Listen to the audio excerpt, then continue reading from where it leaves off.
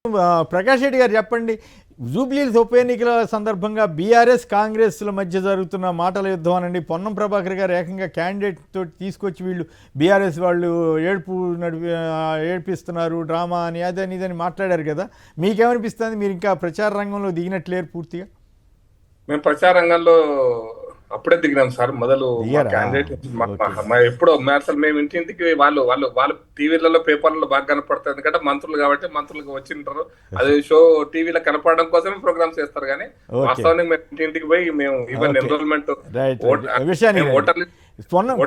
వ్యాఖ్యలు ఆసక్తికరం. నిజంగానే డ్రామా నడుపుతున్నారా బీఆర్ఎస్ వాళ్ళు అన్నది నా ప్రశ్న. నేను ఓటర్ లిస్ట్ అప్పటి నుంచి మొదలు పెట్టినాం సార్. ఓటర్ మొదలు పెట్టి ఒక పాయింట్. అయితే పొన్నం ప్రభాకర్ గారి మాటలకు ఈ మధ్య కాలంలో జూబ్లీహిల్స్ కాన్ఫరెన్స్ ఎన్నికలు ఉంటాయని చెప్పి కొన్ని రోడ్లు కూడా వేశాడు. ఆయన చెప్పకుండా అక్కడ స్థానిక ఎంపీకి చెప్పకుండా కూడా టైంకు ముందే రావడం అట్లాంటివి కూడా ఈ మధ్య మాకు డిస్టర్బెన్స్ కూడా కిషన్ రెడ్డి గారు నెల 15 రోజుల కింద అట్లాంటి పనులు కూడా చేశాడు పొన్నం ప్రభాకర్ గారు. వారి పెద్ద ఈరోజు తెలంగాణ పాలిటిక్స్ లో పొన్నం ప్రభాకర్ గారి మాటలకు పెద్ద క్రెడిబిలిటీ ఉండదు అనుకోవట్లేదు. దాని పెద్ద ప్రాముఖ్యత ఇవ్వాల్సిన అవసరం లేదని నేను అనుకుంటున్నా. రెండో పాయింట్ ఏంటంటే సహజంగా ఏంటంటే మాగుంట గోపీనాథ్ గారు 3 సార్లు ఎలక్షన్లు గెలిచిన వ్యక్తి. అక్కడ వారి సతీమణి చనిపోయినారు మాగుంట గోపీనాథ్ గారు అకారణంగా, లేకపోతే అనారోగ్యంతో అకారణం అంటే అకాలంతో జరిగింది. కాబట్టి సహజమైనటువంటి ఉద్వేగాలు ఉంటాయి, సహజమైన ఉద్వేగాలు ఉంటాయి. కానీ అవి రాజకీయాలకు పనికిరావు. అయితే ఉద్వేగాల నుంచి వచ్చేటువంటి ఏడుపును కూడా రాజకీయాలు చేయాల్సిన అవసరం లేదు. ఉంటే సహజంగా ఉంటాయి. వాళ్ళ కుటుంబం ఎంత నేపథ్యంలో ఎంత మంచి కూడా మనకు వాళ్ళ కుటుంబం యొక్క ఇంటర్నల్ విషయం తెలియదు కాబట్టి వచ్చేటువంటి ఆ భావోద్వేగాలను మనం గౌరవించాలి. అయితే దాన్ని రాజకీయాల ఓటర్ రూపంలో మారుతుందా మారదా అంటే గత అనుభవాలు ఉన్నాయి. ఈవెన్ మన కంటోన్మెంట్ కాన్స్టిట్యున్సీలో అనుభవం చూసినాం మనం. కంటోన్మెంట్ లో ఆ సానుభూతి అని రాలేదు. అంతకు దుబ్బాకలు కూడా సానుభూతి రాలేదు. రామలింగారెడ్డి గారు కూడా సీనియర్ నాయకులు, ఆ కాన్స్టిట్యున్సీలో చాలా సార్లు గెలిచిన వ్యక్తి, కానీ సానుభూతి రాలేదు. అట్లా ఈవెన్ వైరా కాన్స్టిట్యున్సీ మన పాలేరు కాన్స్టిట్యున్సీలో సానుభూతి రాలేదు.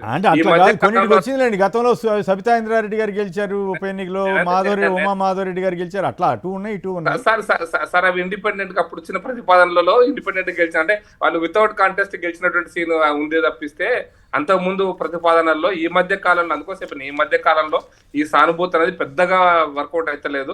నాయకత్వ లక్షణాలు ఉంటే సహజంగా ఓటేస్తారు. మహిళలైనా ఓటేస్తారు, వారి కుటుంబ సభ్యులైనా ఓటేస్తారు. అటువంటి లేకుంటే పాలేరు కాన్స్టిట్యున్సీ వారిని చూశారు, దామోదర్ రెడ్డి వాళ్ళ బ్రదర్ వెంకటరెడ్డి గారిని, రామరెడ్డి వెంకటరెడ్డి గారిని, వారి కుటుంబానికి అవకాశం ఇవ్వలేదు. కాబట్టి నేను అనుకుంటున్నా ఈ సానుభూతి అనేది వారి కుటుంబానికి పరిమితం. మనందరం కూడా సంఘీభావం, మనందరం కూడా సానుభూతి ప్రకటిస్తాం. కానీ రాజకీయాలకు కలపొద్దు, రాజకీయాలు కలిపే ప్రయత్నం కూడా అటువంటి వాటిని అటువంటి భావోద్వేగాలను రాజకీయ విమర్శల ద్వారా చేయొద్దని పొన్నం ప్రభాకర్ గారు కూడా నా అప్పీల్ సార్. రైట్. వెంకటరెడ్డి గారు హైదరాబాద్ నుంచి. వెంకటరెడ్డి గారు నమస్కారం, మాట్లాడండి. హలో వెంకటరెడ్డి గారు. రైట్. కౌశిక్ గారు చెప్పండి, ఏమిటి పొన్నం ప్రభాకర్ గారు అంతలేసి మాటలు అనొచ్చా? అట్లా సానుభూతి అని డ్రామా అని ఇట్లాంటివి అనొచ్చా? పద్ధతేనా కాదా? ఏమిటి బీఆర్ఎస్ వాళ్ళు తీవ్రంగా విమర్శిస్తున్నారు మిమ్మల్ని? కారా బుల్డోజరా అని కూడా అన్నారు మళ్ళీ వాళ్ళు. సార్ ఏదో ఆ పెద్ద వయసులో ఉన్న పెద్ద ఆవిడని రోజు ఎండల్లో తిప్పడం అవసరమా? కాంగ్రెస్ పార్టీకి నిజంగానే చిత్తశుద్ధి ఉంటే ఎమ్మెల్సీ గాను ఇంకొక మంచి పదవి ఇచ్చి ఆమెను ఎందుకు నామినేట్ చేయకూడదు? మొదటి నుంచి కూడా కాంగ్రెస్ టీడీపీ రెండు ప్రధాన పక్షాలు పాలిస్తూ వచ్చాయి. ఇప్పుడు రెండు పార్టీలు అక్కడ కలిసి అధికార పక్షంతో పోటీ పడుతున్నాయి. ఈ పరిణామం అంటే ముందు రాజకీయాల్లో ఇదే. ఒకవైపు సానుభూతి, కన్నీళ్లు. సానుభూతితోనో 4 మంచి మాటలతో పడిపోతే మళ్ళీ నష్టపోతారని విజ్ఞప్తి చేస్తా ఉన్నా. ఓకే కౌశిక్ గారు మీరు కరెక్ట్ గా రెలవెంట్ వీడియో చూపించారు. దీనికి బీఆర్ఎస్ వాళ్ళు సమాధానం చెప్పాల్సి వస్తుంది. Okay, carry on.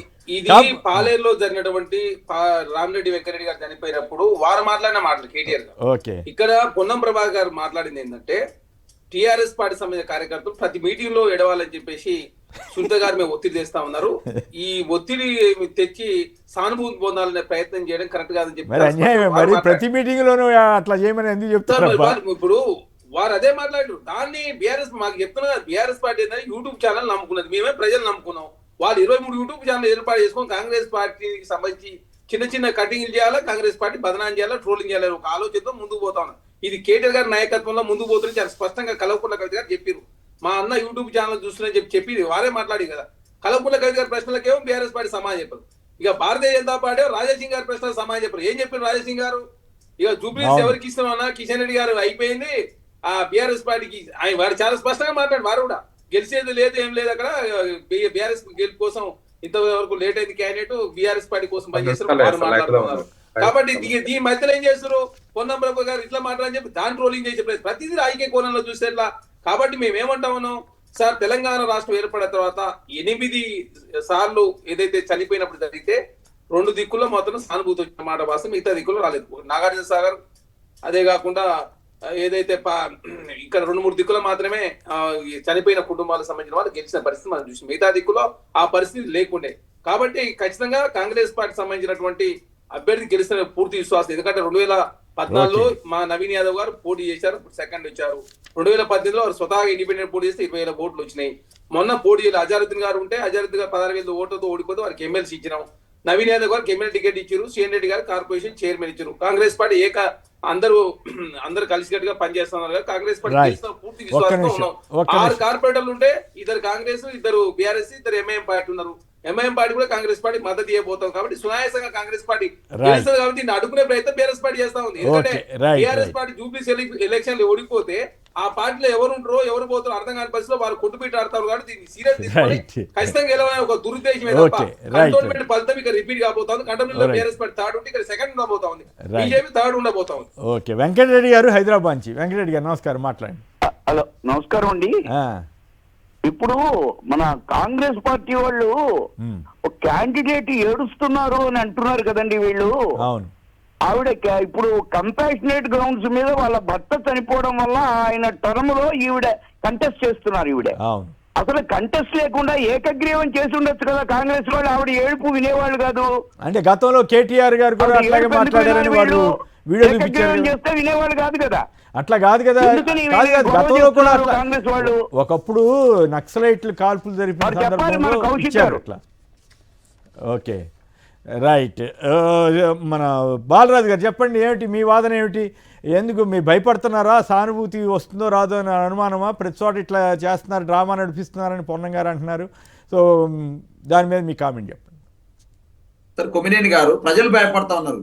జూబ్లీస్ ప్రజలేగా తెలంగాణ ప్రజలు భయపడుతున్నారు బుల్డోజర్ రాజ్యం వస్తుందేమని చెప్పేసి. ప్రతి పేదవాడింటికి బుల్డోజర్ పోతుంది సార్. అలా బుల్డోజర్ తో పాటుగా హిమాయత్ సాగర్, ఉస్మాన్ సాగర్ సంబంధించిన నీళ్లను అర్ధాంతరంగా ఏదైతే మూసి ఏదైతే పునర్జీవం పేరుతో లేదా 150,000 కోట్లు దోచుకోవాలనుకుంటా ఉన్నారో దానికి పేద పేదలు అడ్డం పడుతున్నారు కదా సార్. ఉస్మాన్ సాగర్, హిమాయత్ సాగర్ గేట్లని ఒకేసారి అర్ధరాత్రి తెరిచి అనేక మంది పేదల గుడిసెలు ముంచినారు. దానికోసం పేదలు భయపడుతూ ఉన్నారు కాంగ్రెస్ కోటేస్తామంటే. అదేవిధంగా పేదల ఇళ్లకు బుల్డోజర్ పంపుతా ఉన్నారు, దానికోసం పేదలు భయపడుతున్నారు కోటేద్దామంటే. ఇవాళ హైడ్రా పేరుతో మీరు చేసిన విధ్వంసం అంతా ఇంత కాదు సార్. రియల్ ఎస్టేట్ తగ్గిపోయింది హైదరాబాద్ లో. కాదు, మొన్నే కదా 177 కోట్లకి ఎకరం అమ్ముడు పోయింది. ప్లస్ నిన్న శ్రీధర్ బాబు గారు కూడా చెబుతున్నారు 11% పెరిగిందని చెబుతున్నారు రియల్ ఎస్టేట్ వారు. సార్, ఎంఎస్ఆర్ ప్రాపర్టీస్ కి ప్రెస్టేజ్ సంస్థకి ఎటువంటి ఒప్పందాలు జరిగినాయో నాకు తెలుసు సార్. 100 కోట్లకు కేసీఆర్ అమ్మిండు, మీరు 100 కంటే 1 కోటి ఎక్కువ కావాలి, మీరు నష్టం వచ్చిన తర్వాత నేను చూసుకుంటా అని చెప్పేసి ఎంఎస్ఆర్ కంపెనీకి అదేవిధంగా ప్రెస్టేజ్ కంపెనీకి ఏం హామీ ఇచ్చిండో మీరు చెప్పండి. చెప్తాను, ఆధారం మా దగ్గర బీఆర్ఎస్ పార్టీగా చెప్పండి. ఎంఎస్ఆర్ కంపెనీలో బీఆర్ఎస్ మాజీ ఎంపీకి కూడా వాటా ఉందంట కదా సార్. నేను వాటా గురించి నేను మాట్లాడతలేదు సార్. ఇవాళ ఆ 2 కంపెనీలకు ఏదైతే రియల్ ఎస్టేట్ భూమి అనేది తగ్గిన మాట వాస్తవం. కాబట్టి రియల్ ఎస్టేట్ భూమి అనేది పెంచాలనేటువంటి ప్రయత్నం కోసం రేవంత్ రెడ్డి గారు ఎన్ని ఆపసోపాలు పడ్డాడు, వాళ్ళకి ఎన్ని తర్వాత కాంట్రాక్ట్లు ఇస్తాడో దాని గురించి వదిలిపెడతాం సార్. నేను మాట్లాడతాం, దాని ఆధారాలు వచ్చినా మాట్లాడతాం. 2వ అంశం చెప్తాను సార్. ఒక మహిళ భర్తను కోల్పోయింది, కుటుంబం అంతా పెద్ద దిక్కును కోల్పోయి బాధపడతా ఉంది. అది సుమారు 10,000 మంది కార్యకర్తల సమక్షంలో మా పార్టీ వర్కింగ్ కేటీఆర్ గారు ఉన్నారు, అక్కడ హరీష్ రావు గారు ఉన్నారు, నేను యూసఫ్గూడలో 10 బూత్లకు ఇన్ఛార్జ్ కాబట్టి అక్కడ మేము కూడా ఉన్నాము. తను మాట్లాడే సందర్భంలో తర్వాత స్పీచ్ కూడా కొనసాగించలేదు చూడండి సార్. తను స్పీచ్ తర్వాత మాట్లాడాలి. ఒకవేళ మీ దగ్గర డ్రామా అనుకుంటే తర్వాత స్పీచ్ మాట్లాడాలి కదా. కానీ తను స్పీచ్ మాట్లాడలేక సుమారు ఒక 1 మినిట్ కూడా కాలేదు సార్. 1 మినిట్ కాగానే అక్కడ ఉన్న వాళ్ళందరూ కూడా గోపన్న అమరహాయ్ అని చెప్పే సందర్భంలో ఆమెకు కన్నీళ్లు తట్టుకోలేక వస్తే దాన్ని కూడా మీరు రాజకీయాలు చేస్తే మనం ఏమనాలి సార్? విద్యుత కోరేస్తున్న పొన్నం ప్రభాకర్ గారు సీనియర్ ఎంపీగా పనిచేసినారు, వారు తెలంగాణ ఉద్యమంలో ఉన్నారు. మరి మంత్రిగా ఈ మధ్యకాలం అడ్డూరు లక్ష్మణ్ గురించి ఏం మాట్లాడో మనం చూసినాం.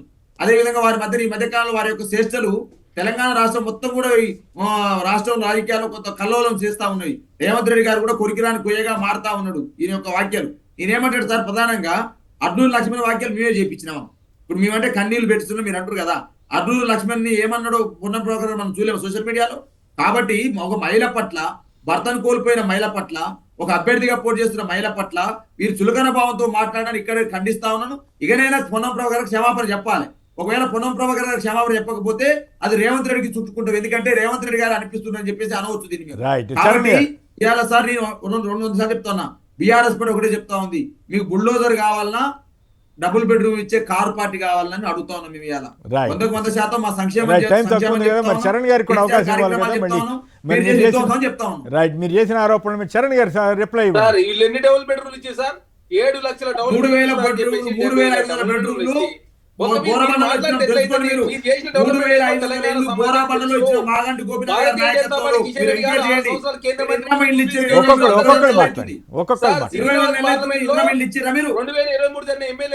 బీఆర్ఎస్ పార్టీ గెలిచింది. కానీ తర్వాత వచ్చిన ఎంపీ ఎలక్షన్ లో బీఆర్ఎస్ పార్టీ థర్డ్ పోయింది, కాంగ్రెస్ పార్టీ నెంబర్ 1 జూబ్లీస్ లో. ఖచ్చితంగా జూబ్లీస్ లో 50,000 మెజార్టీ తక్కువ.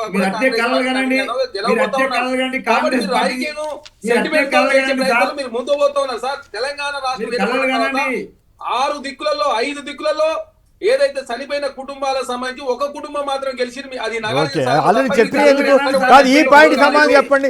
ఏమిటా 2 కంపెనీలను ఇన్ఫ్లుయెన్స్ చేసి కాదు హైదరాబాద్ లో రియల్ ఎస్టేట్ పెరిగేలాగా 2 కంపెనీలు ఇన్ఫ్లుయెన్స్ చేసి పాట పాడిచ్చారని చెబుతున్నాడు ఆయన. మీరు దానికి సమాధానం ఏంటి సార్? ఎంఎస్ఐ అంటే మన్నే సత్యనారాయణ రెడ్డి, మన్నే శ్రీనివాస్ రెడ్డి గారు మహబూబ్నగర్ నుంచి ఎంపీగా వారి పార్టీ ఆగండి 19లో ఉన్నాడు. మన 24 కూడా పోటీ చేసిరు, వారు థర్డ్ వచ్చారు. అంటే మరి ఆనాడు బీఆర్ఎస్ పార్టీ అదే చేసిందా? మీరు చెప్పండి. మీరు హైదరాబాద్ లో పెద్ద ఎత్తున రియల్ ఎస్టేట్ వచ్చిందని చెప్పి పెద్ద ఎత్తున 100 కోట్లు కోకాపేటలో పోయిందని చెప్పి అంటే మీరు ఆ రోజు మేనేజ్మెంట్ చేసిన వ్యవస్థ అంటే మీరు వ్యవస్థ రామస్వామి గారు నకిరేకల్ నుంచి పట్టగాల్సి మీరు చేసే ప్రయత్నం దయచేసి. రైట్. రామస్వామి గారు నకిరేకల్ ఫైనల్గా. Hello. Right. Doctor Balraj Yadav గారు, ప్రకాష్ రెడ్డి గారు, చరణ్ కౌశిక్ యాదవ్ గారు.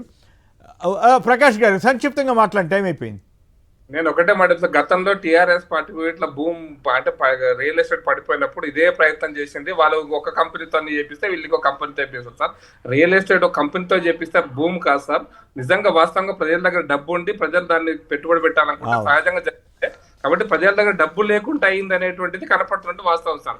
ఒక మీరు బిల్డింగ్ ఉండడం కాదు, అపార్ట్మెంట్స్ కూడా ఎందుకు పోతలేవు, చిన్న చిన్న ఉద్యోగస్తులు ఎందుకు కొనలేకపోతున్నారు, ఇది అర్థం చేసుకోవాలి. కేవలం తెలంగాణకే పరిమితం కాదుగా, ఓవరాల్ కంట్రీ అంతా కూడా సమస్య ఉంది కదా. ఆర్థిక వ్యవస్థలో వచ్చినటువంటి ఇబ్బందులు, ప్రపంచవ్యాప్తంగా జరుగుతున్న పరిణామాలు, దీనికి మీ ప్రభుత్వం కూడా, కేంద్ర ప్రభుత్వం కూడా బాధ్యత కొంత తీసుకోవాల్సి ఉంటుంది కదా ప్రకాష్ రెడ్డి గారు.